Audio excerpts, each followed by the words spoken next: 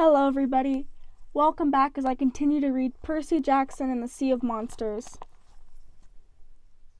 Chapter 12. We check into Cece's Spa and Resort. I woke up in a rowboat with a makeshift sail stitched of gray uniform fabric. Annabeth sat next to me, tacking into the wind. I tried to sit up and immediately felt woozy. "Rest," she said. "You're gonna need it." "Tyson." She shook her head. "Percy, I'm really sorry." We were silent while the waves tossed us up and down. "He might have survived," she said half-heartedly. "I mean, fire can't kill him." I nodded, but I had no reason to feel hopeful. I'd seen that explosion rip through solid iron.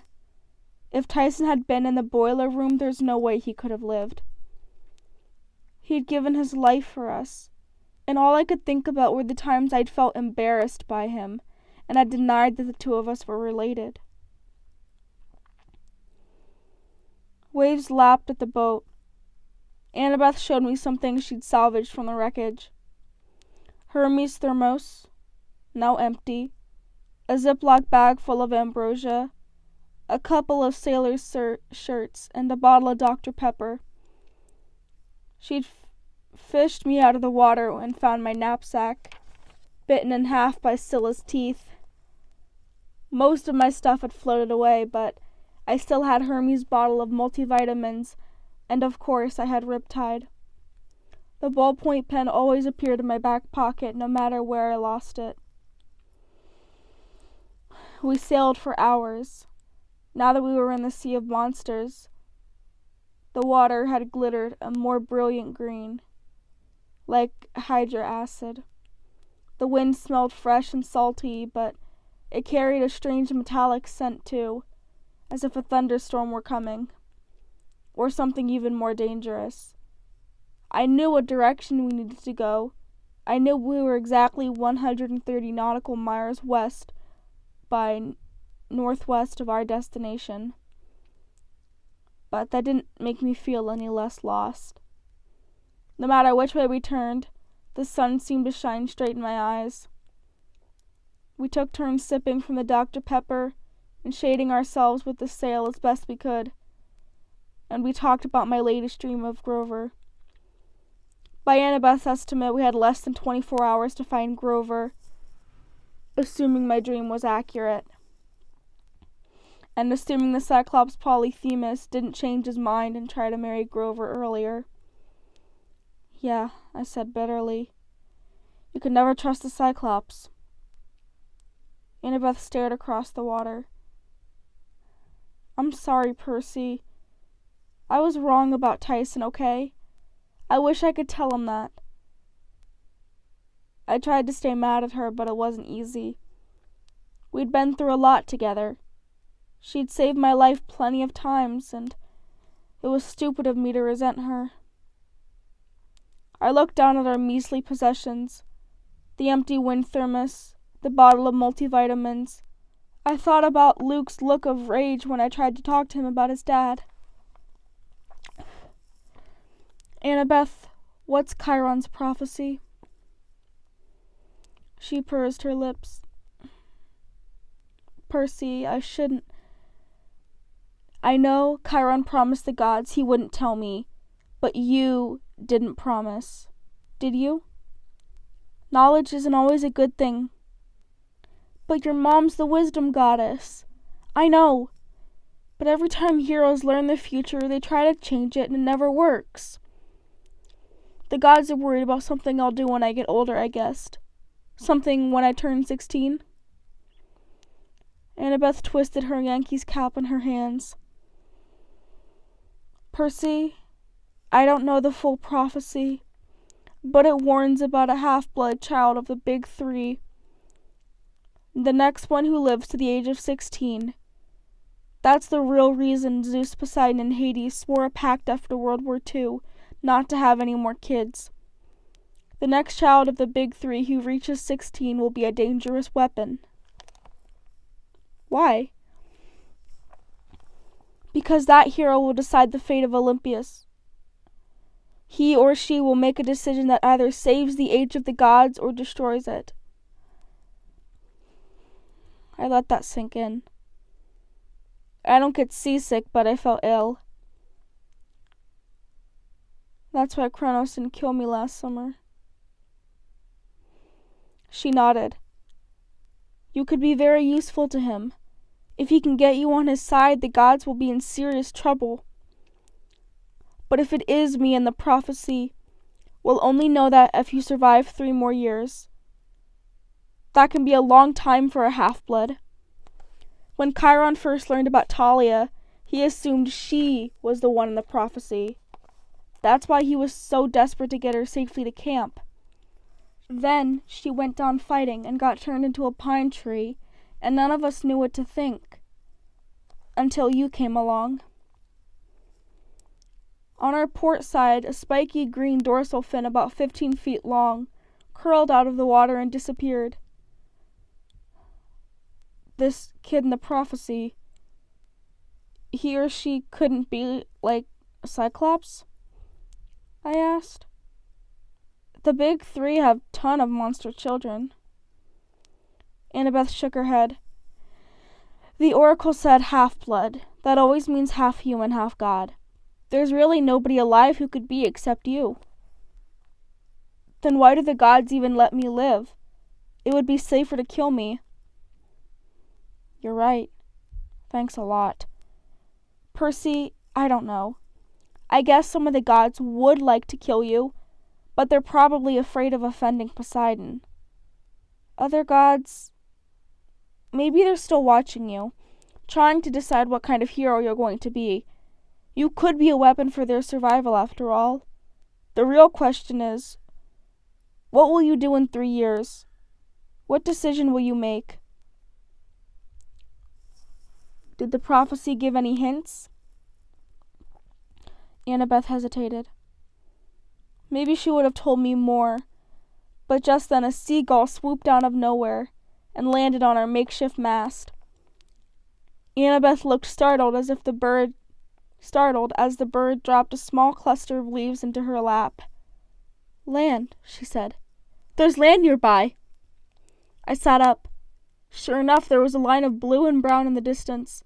Another minute and I could make out an island with a small mountain in the center.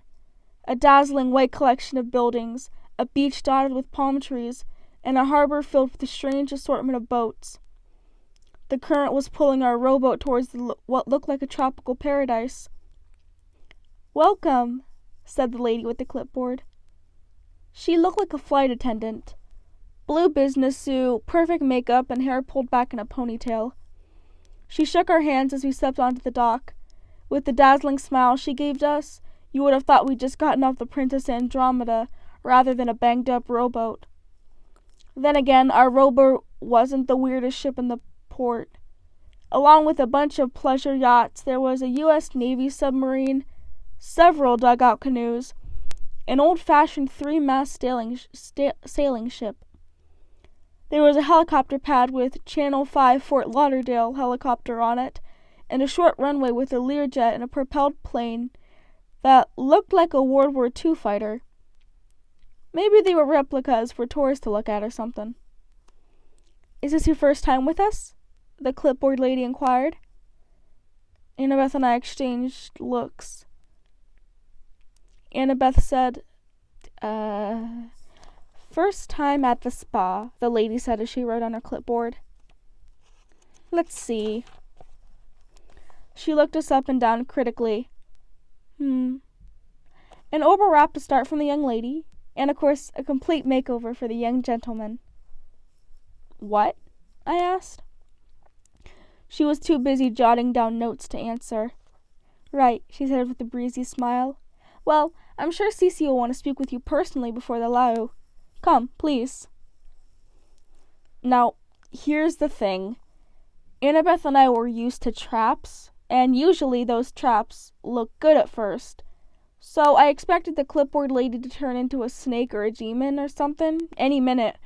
But on the other hand, we'd been floating in a rowboat for most of the day. I was hot, tired, and hungry, and when this lady mentioned aloud, my stomach sat up on its hind legs and begged like a dog. I guess it couldn't hurt, Annabeth muttered. Of course it could, but we followed the lady anyways. I kept my hand on my pocket where I'd stashed my only magical defenses, Hermes multivitamins and Riptide. But the farther we wandered into the resort, the more I forgot about them. The place was amazing. There was a white marble and blue water everywhere. Terraces climbed up the side of the mountain, with swimming pools on every level, connected by water slides and waterfalls and underwater tubes you could swim through. Fountains sprayed water into the air, forming impossible shapes, like flying eagles and galloping horses. Tyson loved horses. I knew he would love those fountains. I almost turned around to see the expression on his face before I remembered. Tyson was gone. You okay? Annabeth asked me. You look pale. I'm okay, I lied. Just keep walking. We passed all kinds of tame animals. A sea turtle napping at a sack of beach towels, a leopard stretched out asleep on the diving board. The resort guests, only young women as far as I could see, lounged in deck chairs, drinking fruit smoothies or reading magazines while herbal gunk dried on their faces, and manicurists in white uniforms did their nails. As we headed up a staircase towards what looked like the main building, I heard a woman singing. Her voice drifted through the air like a lullaby. Her words were in some language other than ancient Greek, but just as old. Minoan, maybe, or something like that. I could understand what she sang about. Moonlight and the olive groves, the color of the sunrise, and magic. Something about magic. Her voice seemed to lift me off the steps and carry me towards her. We came into a big room where the whole front wall was windows. The back wall was covered in mirrors, so the room seemed to go on forever. There was a bunch of expensive-looking white furniture and on a table in one of the corner was a large wire pet cage. The cage seemed out of place, but I didn't think much of it because then I saw the lady who had been singing, and whoa. She sat at a loom the size of a big screen TV. Her hands weaved colored threads back and forth with amazing skill. The tapestry shimmered like it was three-dimensional. A waterfall scene so real I could see the water moving and clouds drifting across the fabric sky. Annabeth caught her breath. It's beautiful. The woman turned. She was even prettier than her fabric. She had long, dark hair, braided with threads of gold. She had piercing green eyes and wore a silky black dress, with the shapes that seemed to move in the fabric. Animal shadows black upon black, like deer running through a forest at night. You appreciate my weaving? The woman asked. Oh, yes, ma'am, Annabeth said. My mother is... She stopped herself. You couldn't just go around announcing your mom was Athena, the goddess who'd invented the loom. Most people would lock you in a rubber room. Our hostess just smiled. You have good taste, my dear. I'm so glad you've come. My name is Cece. The animals in the corner cage started squealing. They must have been guinea pigs from the sound of them. We introduced ourselves to Cece. She looked me over with a twinge of disapproval, as if I'd failed some kind of test. Immediately I felt bad. For some reason, I really, really wanted to please this lady. Oh dear, she sighed. You do need my help. Ma'am? I asked. Cece called to the lady in the business suit. Hyla, take Annabeth on a tour, would you? Show her what we have available. The clothing will need to change, and the hair. My goodness. We'll do a full image consultation after I've spoken with this young gentleman. But Annabeth sounded hurt. What's wrong with my hair? Cece smiled belovedly. My dear, you're lovely. But you're not showing off your talents. So much wasted potential. Wasted? Well, sure, you're not happy the way that you are. My goodness, there's not a single person who is. But don't worry. We can improve anyone here at the spa. Hyla will show you what I mean. You, my dear, need to unlock your true self. Annabeth's eyes glowed with longing. I'd never seen her so much at a loss for words. But what about Percy? Oh, definitely, Cece said, giving me a sad look. Percy requires my personal attention. He needs much more work than you. Normally, if somebody had told me that, I would have gotten angry. But when Cece said it, I felt sad. I disappointed her, and I wanted to figure out how to do better. The guinea pigs squealed like they were hungry. Well, Annabeth said, I suppose. Right this way, dear, Hyla said, and Annabeth allowed herself to be led away into the waterfall-laced gardens of the spa. Cece took my arm and guided me toward the mirrored wall. You see, Percy, you need to unlock your potential. You'll need serious help. The first step is admitting you're not happy the way you are. I fidgeted in front of the mirror. I hated thinking about my appearance. Like that first zit that cropped my nose at the beginning of the school year, or the fact that my 2 front teeth weren't perfectly even, or that my hair never stayed down straight. Cece's voice brought all of these things to mind, as if she were passing me under a microscope. And my clothes weren't cool, I knew that. Who cares, part of me thought. But standing in front of Cece's mirror, it was hard to see anything good in myself. There, Cece consoled. How about we try this? She snapped her fingers, and a sky-blue curtain rolled down over the mirror. It shimmered like the fabric on the loom. What do you see? Cece asked. I looked at the blue cloth, not sure what she meant. Then it changed colors. I saw myself, a reflection but not a reflection. Shimmering on the cloth was the cooler version of Percy Jackson. With all the right clothes, a confident smile, my teeth were straight. No zits, a perfect tan, more athletic, and maybe a couple inches taller. It was me, but without all the faults. Whoa, I managed. Do you want that? Cece asked. Or shall I try a different... No, I said. That's amazing. Can you really... I can give you a full makeover, Cece promised. What's the catch? I said. I have to, eat a special diet? Oh, it's quite easy, Cece said. Plenty of fresh fruit, a mild exercise program, and, of course, this. She stepped over to her wet bar and filled a glass with water. Then she ripped open a drink mix packet and poured in some red powder. The mixture began to glow, and when it faded, the drink looked like a strawberry milkshake.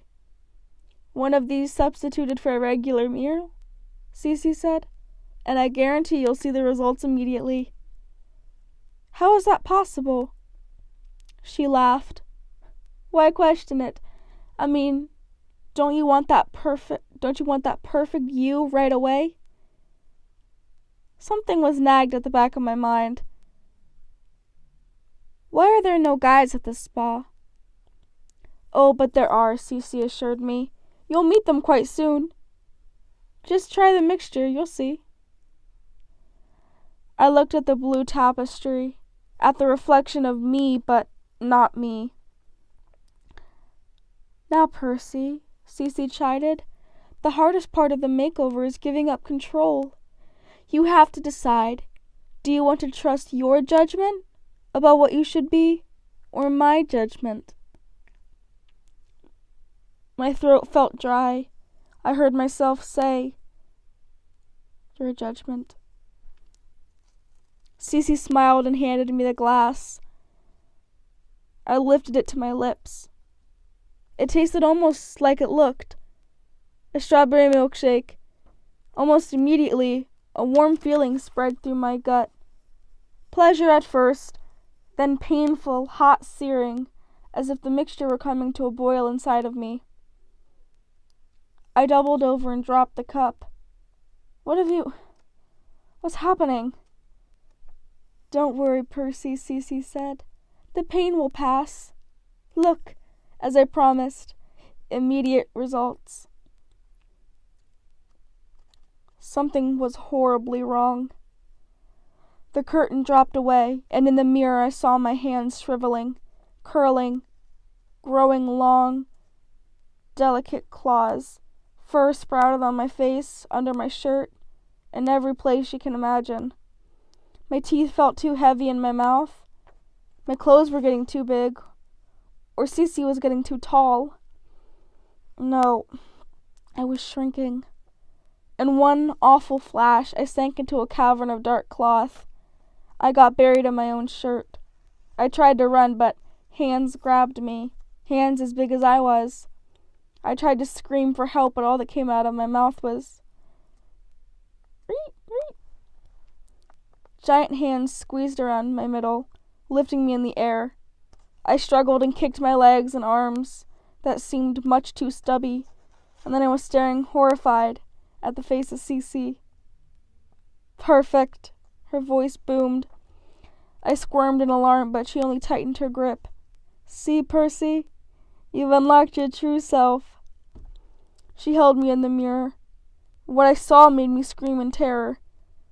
There was Cece, beautiful and smiling, holding a fluffy, buck-toothed creature with tiny claws and white and orange fur. When I twisted, so did the furry critter in the mirror. I was a guinea pig, Cece said. Lovely, aren't you? Men are pigs, Percy Jackson. I used to turn them into real pigs, but they were so smelly and large and difficult. Not so much different than what they were before. Guinea pigs are much more convenient. Now come on and meet the other men. I tried to protest, trying to scratch her, but Cece squeezed me so tight I thought I was going to black out. None of that, she scolded, or I'll feed you to the owls. Go in the cage like a good pet. Tomorrow, if you'll behave, you'll be on your way. There is always a classroom in need of a new guinea pig. My mind was racing as fast as my tiny little heart. I needed to get back in my clothes, which were lying in a heap on the floor. If I could do that, I could get riptide out of my pocket. And what? I couldn't uncap the pen. Even if I did, I couldn't hold the sword. I squirmed helplessly as Cece brought me over to the guinea pig cage and opened the wire door. Meet my discipline problems, Percy, she warned. They'll never make good classroom pets, but they might teach you some manners. Most of them have been in this cage for 300 years. If you don't want to stay with them permanently, I'd suggest you. Annabeth's voice called. Miss Cece? Cece cursed in ancient Greek. She plopped me into the cage and closed the door. I squealed and clawed at the bars, but it was no good. I watched as Cece hurriedly kicked my clothes under the loom just as Annabeth came in. I almost didn't recognize her. She was wearing a sleeveless silk dress, like Cece's, only white. Her blonde hair was newly washed and combed with braided gold. And worst of all, she was wearing makeup, which I never thought Annabeth would be caught dead in. I mean, she looked good. Really good. I probably would have been tongue-tied if I could say anything except squeals, but there was something totally wrong about it. It just wasn't Annabeth. She looked around the room and frowned. Where's Percy? I squealed up a storm, but she didn't seem to hear me. Cece smiled. He's having one of our treatments. Not to worry. You look wonderful. What did you think of our tour? Annabeth's eyes brightened. Your library is amazing. Yes, indeed, Cece said. The best knowledge of the past 3 millennia. Anything you want to study? Anything you want to be, my dear? An architect? Cece said, My dear, you have the makings of a sorceress, like me. Annabeth took a step back. A sorceress? Yes, my dear. Cece held up her hands. A flame appeared in her palm and danced across her fingertips. My mother is Hecate, the goddess of magic. I know a daughter of Athena when I see one. We're not so different, you and I. We both seek knowledge, we both admire greatness, and neither of us needs to stand in the shadow of men. I don't understand. Again, I squealed my best, trying to get Annabeth's attention, but either she couldn't hear me or didn't think the noises were important. Meanwhile, the other guinea pigs were emerging from their hutches to check me out. I didn't think it was possible for a guinea pig to look mean, but these did. There were 6 with dirty fur and cracked teeth and beady red eyes. They were covered with shavings and smelled like they had really been in here for 300 years, without getting their cage changed. Stay with me, Cece was telling Annabeth. Study with me. You can join our staff, become a sorceress, learn to bend others to your will. You will become immortal. But you're too intelligent, my dear, Cece said. You know better than trust that camp for silly heroes. How many great female half-blood heroes can you name? Atlanta, Amelia Earhart? Blah, men get all the glory. Cece closed her fist and extinguished her flame. The only way to power for women is sorcery, calypso, and now they're powerful women. And me, of course, the greatest of all. You, Cece. Circe! Yes, my dear. Annabeth backed up, and Circe laughed. You need not worry, I mean you no harm. What have you done to Percy? Only helped him realize his true form. Annabeth scanned the room. Finally, she saw the cage and me scratching at the bars. All the other guinea pig crawling around me. Her eyes went wide. Forget him, Circe said. Join me and learn the ways of sorcery. But your friend will be well cared for. He'll be shipped to a wonderful new home on the mainland. The kindergartners will adore him. Meanwhile, you will be wise and powerful. You'll have everything you ever wanted. Annabeth was still staring at me, but she had a dreamy expression on her face. She looked the same way when Circe enchanted me into drinking that milkshake. I squealed and scratched and trying to warn her to snap out of it, but I was absolutely powerless. Let me think about it, Annabeth muttered. Just give me a minute alone to say goodbye. Of course, my dear, Circe cooed. 1 minute. Oh, and so you have absolute privacy? She waved her hands and iron bars slammed down over the windows. She swept out of the room, and I heard the locks on the doors shut behind her. The dreamy look melted off of Annabeth's face. She rushed over to my cage. All right. Which one is you? I squealed, but so did all the other guinea pigs. Annabeth looked around desperate. She scanned the room and spotted the cuff of my jeans sticking out from underneath the loom. Yes. She rushed over and rummaged through my pockets, but instead of bringing out riptides, she found a bottle of Hermes multivitamin and started struggling with the cap. I wanted to scream at her that this wasn't the time for taking supplements. She had to draw the sword. She popped a lemon chewable into her mouth just as the door flew open, and Circe came flying back in, flanked by 2 of her business-suited attendants. Well, Circe sighed, how fast a minute passes. What's your answer, dear? This, Annabeth said as she drew her bronze knife. The sorceress stepped back, but her surprise passed, and she sneered. Really, little girl? A knife against my magic? Is that wise? Circe looked back at her attendants, who smiled.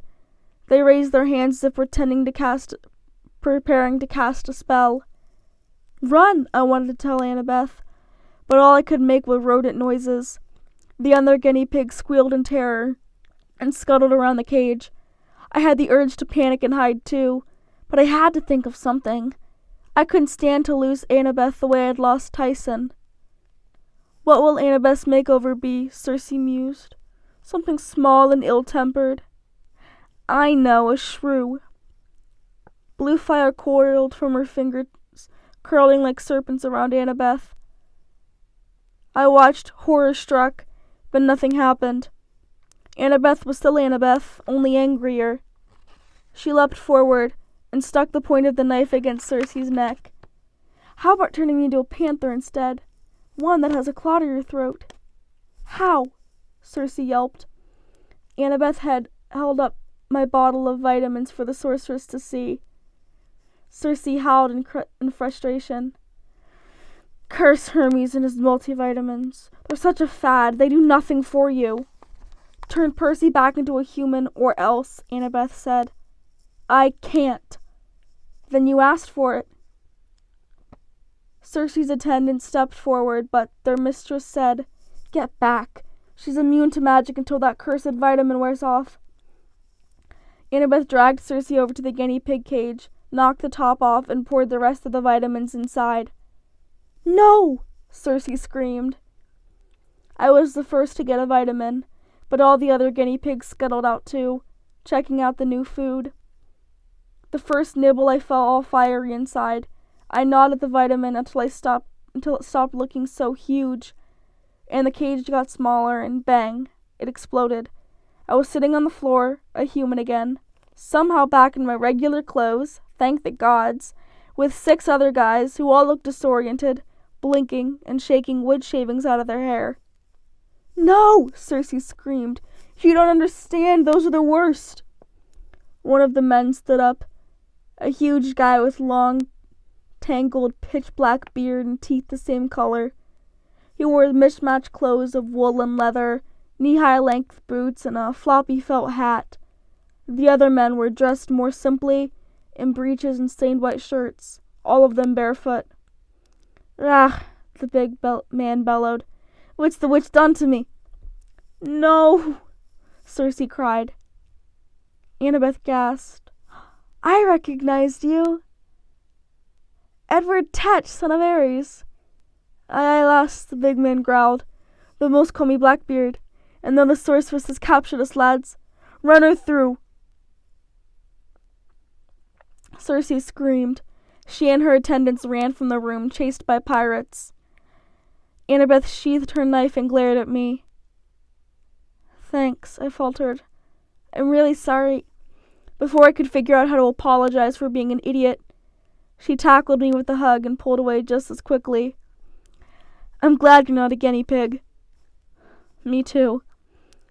I hope my face wasn't as red as it felt. She undid the golden braids in her hair. "Come on, seaweed brain. We have to get away while Circe's distracted." We ran down the hillside, through the terraces, past screaming spa workers and pirates ransacking the resort. Blackbeard's men broke tiki torches with aloud, threw herbal wraps into swimming pools, and kicked over tables of sauna towels. I almost felt bad for letting the unruly pirates out, but I guess they deserve something more entertaining than an exercise reel after being cooped up in a cage for 3 centuries. "Which ship?" Annabeth said as we reached the docks. I looked around desperately. We couldn't very well take our rowboat. We had to get off the island fast, but what else could we use? A sub, a fighter jet? I couldn't pilot any of those things. And then I saw it. "There," I said. Annabeth blinked. "But I can make it work." "How?" I couldn't explain, but somehow I knew an old sailing vessel was the best bet for me. I grabbed Annabeth's hand and pulled her towards the 3-mast ship. Painted on its prow was a name that I would only decipher later: Queen Anne's Revenge. "Arr!" Blackbeard yelled somewhere behind us. "Those scallywags aboard me vessel! Get 'em!" "We're never gonna get there in time!" Annabeth yelled as we climbed aboard. I looked around at the hopeless maze of sails and ropes. The ship was in great condition for a 300-year-old vessel, but it would still take a crew of several hundred to get it underway. We didn't have that. I could see the pirates running down the stairs, waving tiki torches and sticks of celery. I closed my eyes and concentrated on the waves lapping against the hull, the ocean currents and the winds all around me. Suddenly, the right word appeared in my mind. "Mizzenmast," I yelled. Annabeth looked at me like I was nuts, but in the next second the air was filled with whistling sounds of ropes being snapped taut, canvases unfurling, and wooden pulleys creaking. Annabeth ducked as the cable flew over her head and wrapped itself around the bowsprit.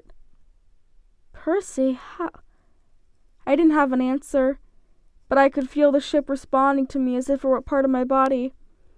I willed the sails to rise as easy as I was flexing my arm. I willed the rudder to turn. The Queen Anne's Revenge lurched away from the dock, and by the time the pirates arrived on the water's edge, we were already underway, sailing into the Sea of Monsters. That was the end of Chapter 12.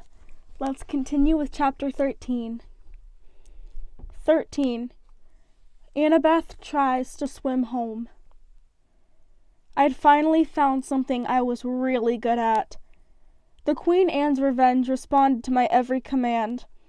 I knew which ropes to hoist, which sails to raise, which direction to steer. We plowed through the waves at what I figured was about 10 knots. I even understood how fast that was. For a sailing ship, pretty darn fast.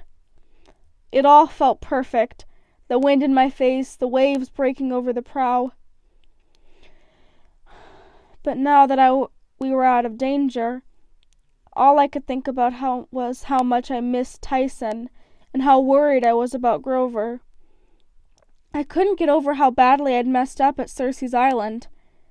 If it hadn't been for Annabeth, I'd still be a rodent, hiding in a hutch with a bunch of cute furry pirates. I thought about what Circe had said. "See, Percy, you've unlocked your true self." I still felt changed, not because I had a sudden desire to eat lettuce. I felt jumpy, on the instinct to be a scared animal that was now part of me. Maybe it'd always been there. That's what really worried me. We sailed through the night.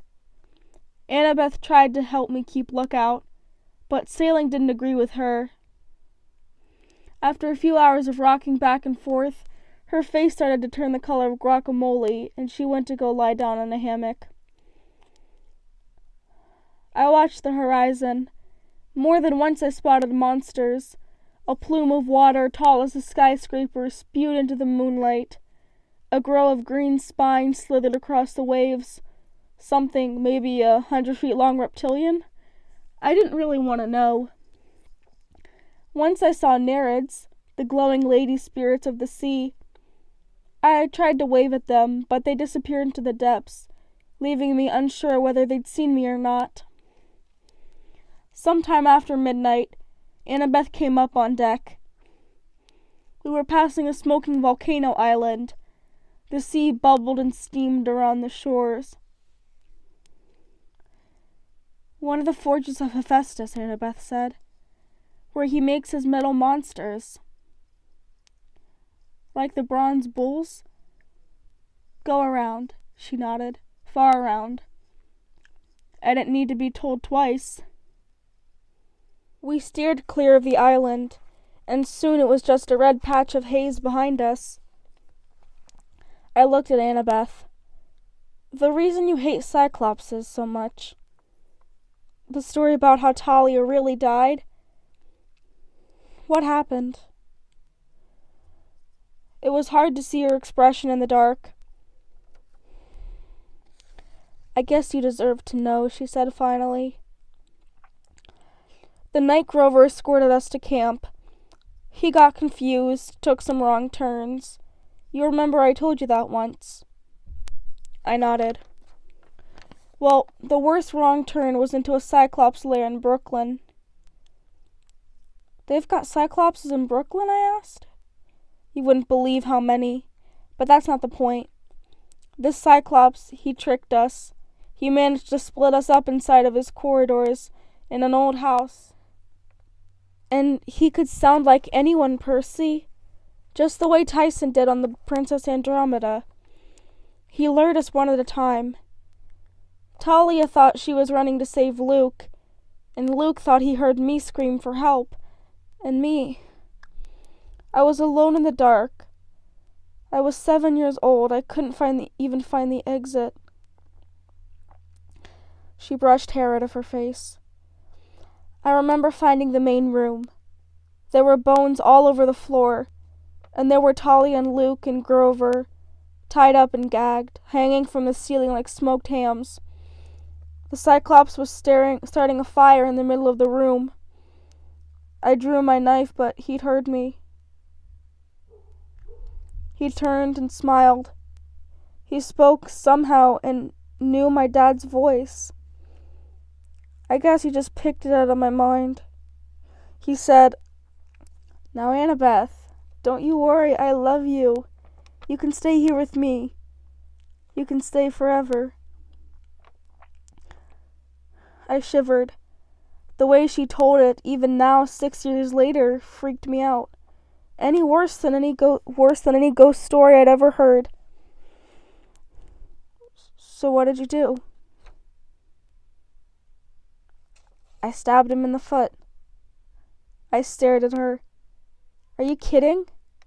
You were 7 years old and you stabbed a grown Cyclops in the foot."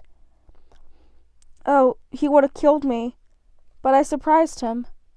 It gave me just enough time to run to Talia and cut the ropes on her hands. She took it from there." "Yeah.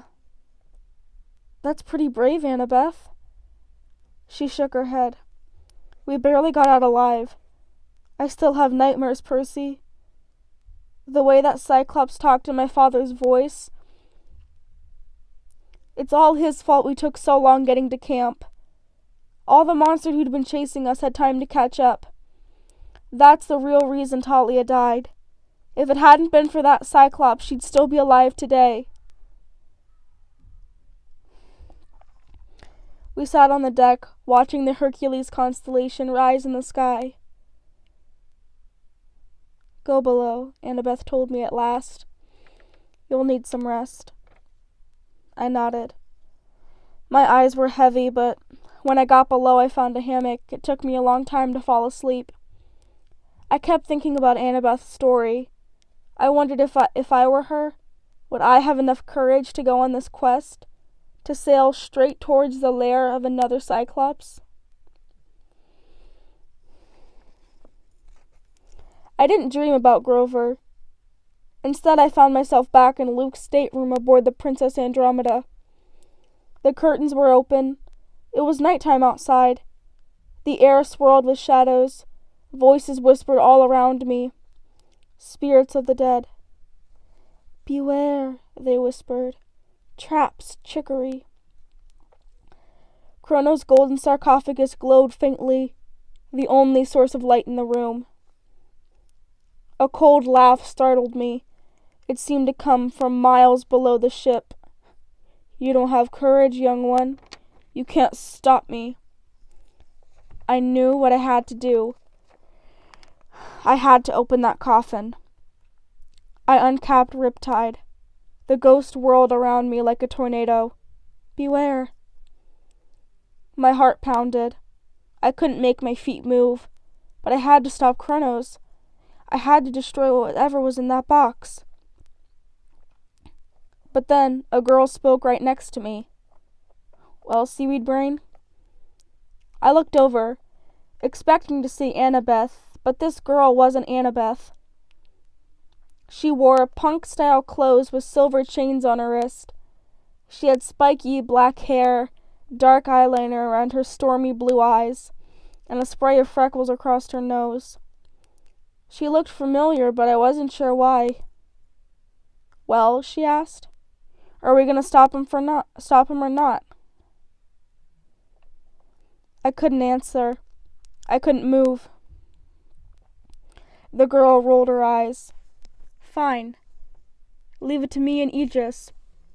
She tapped her wrist, and her silver chain transformed, flattening and expanding into a huge shield. It was silver and bronze, with the monstrous face of Medusa protruding from the center. It looked like a death mask, as if the Gorgon's real head had been pressed into the metal. I didn't know if that was true, or if the shield could really petrify me, but I looked away. Just being near it made me cold with fear. I got a feeling that in a real fight, the bearer of that shield would almost be impossible to beat. Any sane enemy would turn and run. The girl drew her sword and advanced on the sarcophagus. The shadowy ghost parted for her, scattering before the terrible aura of her shield. No, I tried to warn her. But she didn't listen. She marched straight up to the sarcophagus and pushed aside the golden lid. For a moment she stood there, gazing down at whatever was in the box. The coffin began to glow. No, the girl's voice trembled. It can't be. From the depths of the ocean, Kronos laughed so loudly the whole ship trembled. No! The girl screamed as the sarcophagus engulfed her in a blast of of light. I sat bolt upright in my hammock.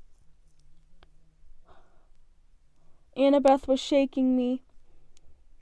Percy, you're having a nightmare. You need to get up. What is it? I rubbed my eyes. What's wrong? Land, she said grimly. We're approaching the island of the Sirens. I could barely make out the island ahead of us, just a dark spot in the mist. I want you to do me a favor, Annabeth said. The Sirens. We'll be in range of their singing soon. I remembered stories about the Sirens. They sang so sweetly their voices enchanted the sailors and lured them to their death. No problem, I assured her. We can just stop up our ears. There's a big tub of candle wax below deck. I want to hear them. I blinked. Why? They say that sirens sing the truth about what you desire.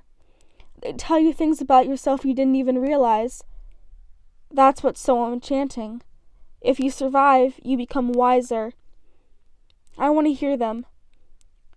How often will I get that chance? Coming from most people, this would have made no sense. But Annabeth being who she was, well, if she could struggle through ancient Greek architecture books and enjoy documentaries on the History Channel, I guess the sirens would appeal to her too. She told me her plan, and reluctantly I helped her get ready. As soon as the rocky coastline of the island came into view, I ordered one of the ropes to wrap around Annabeth's waist, tying her to the foremast. Don't untie me, she said. No matter what happens or how much I plead, I'll want to go straight over the edge and drown myself. Are you trying to tempt me? Ha. I promised I'd keep her secure. Then I took 2 large wads of candle wax, kneaded them into earplugs, and stuffed my ears. Annabeth nodded sarcastically, letting me know that the earplugs were a real fashion statement. I made a face at her and turned to the pilot's wheel. The silence was eerie. I couldn't hear anything but the rush of blood in my head. As we approached the island, jagged rocks loomed out of the fog. I willed the Queen Anne's Revenge to skirt around them. If we sailed any closer, those rocks would shred our hull like blender blades. I glanced back. Annabeth seemed totally normal. Then she got a puzzled look on her face. Her eyes widened. She strained against the ropes. She called my name. I could tell just from reading her lips. Her expression was clear. She had to get out. This was life or death. I had to let her out of the ropes, right now. She seemed so miserable it was hard not to cut her free. I forced myself to look away. I urged the Queen Anne's Revenge to go faster. I couldn't see much of the island, just mist and rocks, but floating in the water were pieces of wood and fiberglass. the wreckage of old ships, even some flotation cushions from airplanes. How could music cause so many lives to veer off course? I mean, sure, there were some top 40 songs that made me want to take a fiery nosedive, but still, what could the sirens possibly sing about? For one dangerous moment, I understood Annabeth's curiosity. I was tempted to take out the earplugs, just to get a taste of the song. I could feel the siren's voice vibrating in the timbers of the ship, pulsing along with the roar of the blood in my ears. Annabeth was pleading with me, tears streaming down her cheeks. She strained against the ropes as if they were holding her back from everything she cared about. "How could you be so cruel?" she seemed to ask me. "I thought you were my friend." I glanced at the misty island and wanted to uncap my sword, but there was nothing to fight. How do you fight a song? I tried hard not to look at Annabeth, and I managed for about 5 minutes. That was my big mistake. When I couldn't stand it any longer, I looked back at and found a heap of cut rope, an empty mast. Annabeth's bronze knife lay on the deck. Somehow she'd managed to wiggle it into her hand. I'd totally forgotten to disarm her. I rushed to the side of the boat and saw her, paddling madly for the island, the waves carrying her straight towards jagged rocks. I screamed her name, but if she heard me, it didn't do any good. She was entranced, swimming towards her death. Then I looked back at the pilot's wheel and yelled, "Stay." Then I jumped over the side. I sliced into the water and willed the currents to bend around me, making a jet stream, and shot me forward. When I came to the surface and spotted Annabeth, but a wave caught her, sweeping her between two razor-sharp fangs of rocks. I had no choice. I plunged after her. I dove under the wreckage of a yacht, wove through a collection of floating metal balls on chains that I realized afterwards were mine. I had to use all of my power over water to avoid getting smashed against rocks or tangled in nets of barbed wire strung just below the surface. I jetted between two rock fangs and found myself in a half-moon-shaped bay. The water was choked with more rocks and shipwreckage and floating mines. The beach was black, volcanic sand. I looked around desperately for Annabeth. There she was. Luckily, or unluckily, she was a strong swimmer. She'd made it past the mines and the rocks and was almost to the black beach. The mist cleared and I saw them. The sirens. Imagine a flock of vultures the size of people, with dirty black plums, gray talons, and wrinkled pink necks. Now imagine human heads on top of those necks, but the human heads keep changing. I couldn't hear them, but I could see they were singing. All of their mouths moved, their faces morphed into people that I knew. My mom, Poseidon, Grover, Tyson, Chiron, all the people I most wanted to see. They smiled reassuringly, inviting me forward, but no matter what shape they took, their mouths were greasy and caked with the remnants of old meals. Like vultures, they'd been eating with their faces, and it did not look like they would be eating on donuts. Annabeth swam towards them. I knew I couldn't let her get out of the water. The sea was my only advantage. It had always protected me one way or another. I propelled myself forward and grabbed her ankle. The moment I touched her, a shock went through my body. I saw the sirens the way that Annabeth must have been seeing them. 3 people sat on a picnic blanket in Central Park. A feast was spread out before them. I recognized Annabeth's dad from the photos she'd shown me, an athletic-looking guy with sandy hair in his 40s. He was holding hands with a beautiful woman who looked a lot like Annabeth. She was dressed casually, in blue jeans, a denim shirt, and hiking boots. But something about the woman radiated power. I knew I was looking at Athena. Next to them sat a young man, Luke. The whole scene glowed in warm, buttery light. The three of them were talking and laughing, and when they saw Annabeth, their faces lit up with delight. Annabeth's mom and dad held out their arms invitingly. Luke grinned and gestured for Annabeth to sit next to him, as if he'd never betrayed her, as if he were still her friend. Behind the tree of Central Park, a city skyline rose. I caught my breath because it was Manhattan, but not Manhattan. It had been totally rebuilt from dazzling white marble, bigger and grander than ever, with golden windows and rooftop gardens. It was better than New York, better than Mount Olympus. I knew immediately that Annabeth had designed it. She was the architect for a whole new world. She had reunited with her parents. She had saved Luke. She had done everything she'd ever wanted. I blinked hard. When I opened my eyes, all I saw were the sirens, ragged vultures with human faces ready to feed on another victim. I pulled Annabeth back to the surf. I couldn't hear her, but I could tell she was screaming. She kicked me in the face, but I held on. I willed the currents to carry us into the bay. Annabeth pummeled and kicked me, and making it hard to concentrate. She thrashed so much we almost collided with a floating mine.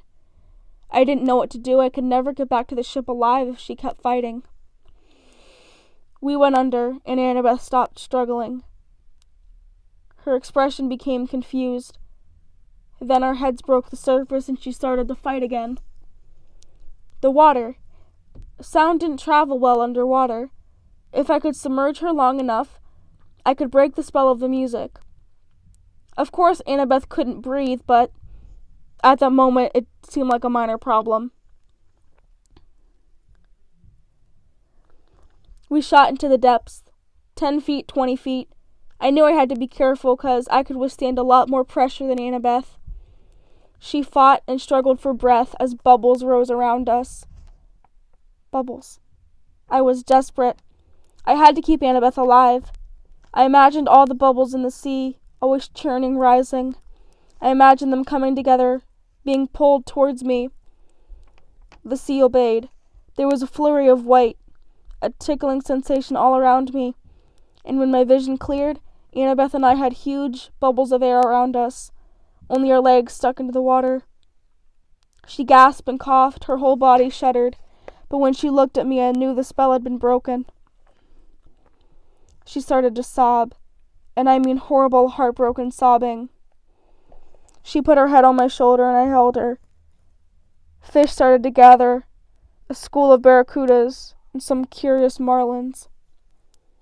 Scram, I told them. They swam off, but I could tell they went reluctantly. I swear I understood their intentions. They were about to start rumors flying around the sea about the son of Poseidon and some girl at the bottom of Siren Bay. I'll get us back to the ship, I told her. It's okay. Just hang on. Annabeth nodded to let me know she was okay now. She murmured something, but I couldn't hear because of the wax. I made the current steer us in a little weird air submarine through the rocks and barbed wire and back towards the hull of the Queen Anne's Revenge, which was maintaining a slow and steady course away from the island. We stayed underwater, following the ship until I judged we'd moved out of earshot from the sirens. Then I surfaced and our air bubble popped. I ordered a rope ladder to drop over the side of the ship, and we climbed aboard. I kept my earplugs in just to be sure. We sailed until the island was completely out of sight. Annabeth sat huddled in a blanket on the forward deck. Finally, she looked up, dazed and sad, and mouthed, "Safe." I took out the earplugs. No singing. The afternoon was quiet except for the sound of waves against the hull. The fog had burned away to a blue sky, as if the island of sirens never existed. "Are you okay?" I asked. And the moment I said it, I realized how lame it sounded. Of course she wasn't okay. "I didn't realize," she muttered. "What?" Her eyes were the same color as the mist over the sirens. "How powerful temptation would be." I didn't want to admit that I'd seen what the sirens had promised her. I felt like a trespasser, but I figured I owed it to Annabeth. I saw the way you rebuilt Manhattan, I told her, and Luke and your parents. She blushed. You saw that? What Luke told you back on the Princess Andromeda about starting the world from scratch, that really got to you, huh? She pulled her blanket around. My fatal flaw. That's what the sirens showed me. My fatal flaw is hubris. I blinked. The brown stuff they put on veggie sandwiches? She rolled her eyes. No, seaweed brain. That's hummus. Hubris is worse. What could be worse than hummus? Hubris means deadly pride, Percy. Thinking you can do things better than anyone else. Even the gods. You feel that way? She looked down. Don't you ever feel like, what if the world really is messed up? What if we could do it all over again from scratch? No more war, nobody homeless, no more summer reading homework. I'm listening. I mean, the West represents a lot of the best things mankind ever did. That's why the fire is still burning. That's why Olympus is still around. But sometimes you just see the bad stuff, you know? You start thinking the way Luke does. If I could tear this all down, I would do it better. Don't you ever feel that way? Like you could do a better job if you ran the world? No. Me running the world would kind of be a nightmare. Then you're lucky. Hubris isn't your fatal flaw. What is? I don't know, Percy, but every hero has one. If you don't find it and learn to control it, well, they don't call it fatal for nothing. I thought about that. It didn't exactly cheer me up. I also noticed Annabeth hadn't said much about the personal things she would change, like getting her parents back together or saving Luke. I understood. I didn't want to admit how many times I dreamed of getting my parents back together. I pictured my mom, alone in their little apartment on the Upper East Side. I tried to remember the smell of her blue waffles in the kitchen. It seemed so far away. So, was it worth it? I asked Annabeth. Do you feel wiser? She gazed into the distance. I'm not sure. But we have to save the camp. If we don't stop Luke... She didn't even need to finish. If Luke's way of thinking could ever even tempt Annabeth, then there was no telling how many other half-bloods might join him. I thought about my dream of the girl in the golden sarcophagus. I wasn't sure what it meant, but I got the feeling I was missing something terrible that Kronos was planning. What had the girl seen when she opened the coffin lid? Suddenly, Annabeth's eyes widened. Percy. I turned. Up ahead was another blotch of land, a saddle-shaped island with forested hills and white beaches and green meadows, just like I'd seen in my dreams. My nautical senses confirmed it. 30 degrees, 31 minutes north, 75 degrees, 12 minutes west. We had reached the home of the Cyclops.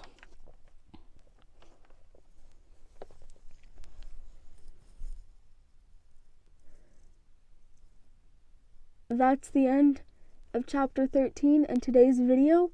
Thank you so much for joining me.